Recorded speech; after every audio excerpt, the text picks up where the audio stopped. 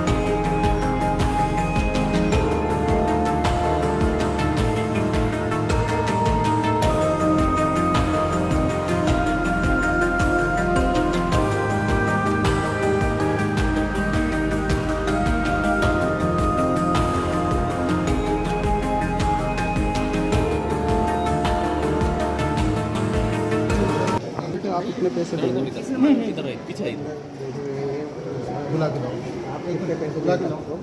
अरे नहीं ऐसे नहीं, बुला के लाओ। आपने पहले ऑपरेशन कहाँ पर कराया था? मैंने कहा ये 22 में कराया था। बोले क्या काम करते?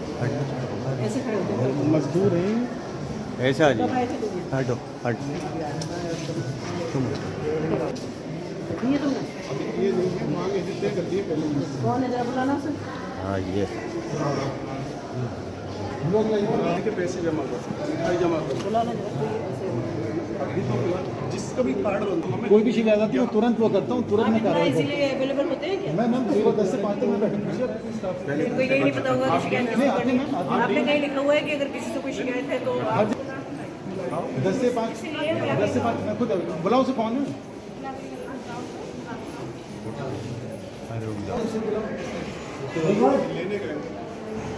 अरे इधर आओ, पीछे के खड़े हो। यूनुस सलीम। तुम्हारा क्या बात है? कैसे पैसे बन रहे? जमा करा दो यार, थोड़ा हाथ है, थोड़ा कहाँ बुलाओ से जाके आया। ये तो थे भी नहीं इसका हस्बैंड। आप बीएसटी देख लीजिए मैम, मेरी अधूरी बात सही निकली कि मैं छोड़ूंगा नहीं, ये बात जानती अच्छी तरह। कौन है?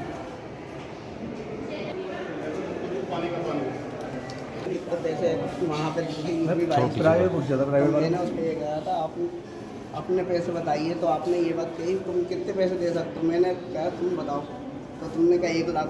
नहीं वो तो मजाक चल रहे थे तो मैंने कहा 1 लाख कार चौक का काम करता हूँ। मैंने कहा आपसे ये बात और अच्छा आ जाएगा, थोड़ा भी आप बताओ क्या आपके पास छोड़े?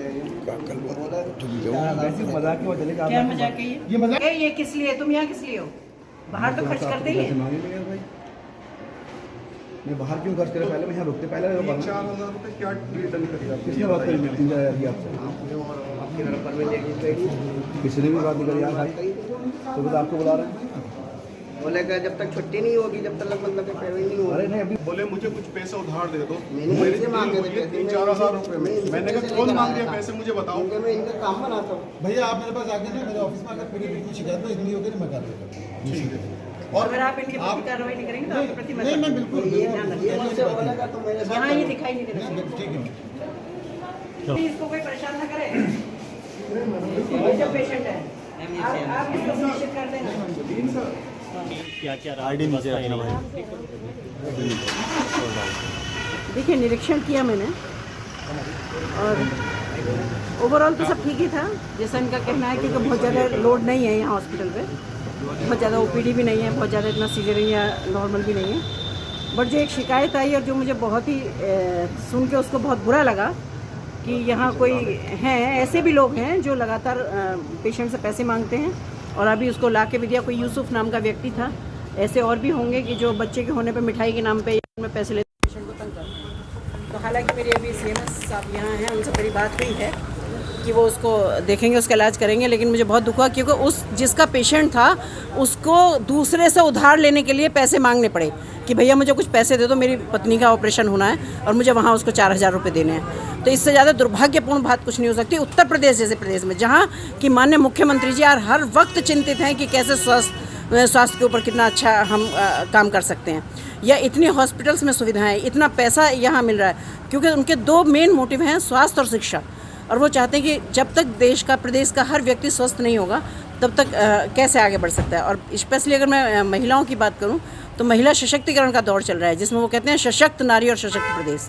और उसमें अगर जब ऐसे एग्जाम्पल आते हैं, क्योंकि अगर सरकारी हॉस्पिटल में मैं देखती हूँ कि कितनी जगह तो मैंने ऐसा देखा है कि जो प्राइवेट से ज़्यादा अच्छी सुविधाएं सरकारी हॉस्पिटल्स में। कार्रवाई होगी मैम? बिल्कुल 100% अभी और इसी वक्त होगी। CMS साहब से मेरी बात हो गई और वो कह रहे हैं कि वो नहीं दिखाई देंगे ऐसे लोग, और ये सुनिश्चित करेंगे इस बात को कि आगे से ये कार्रवाई, ये चीज़ें कभी दोहराई ना जाएं। क्या चेतावनी देके छोड़ा जाएगा या कार्रवाई होगी? नहीं, कार्रवाई ही होगी, क्योंकि चेतावनी देना तो इसलिए बेकार है कि वो पता नहीं कब से सिस्टम चला रहा है।